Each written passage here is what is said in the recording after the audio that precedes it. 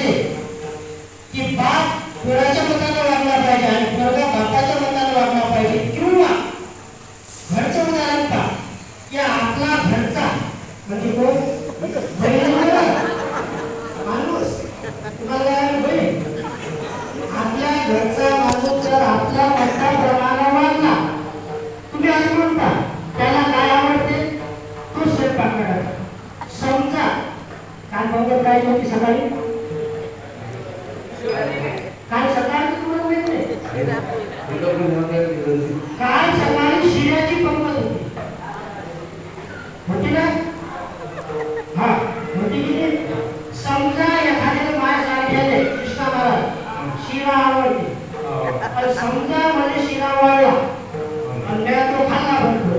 पण समजा मग त्या वाढणाऱ्या म्हणजे जर बनवलं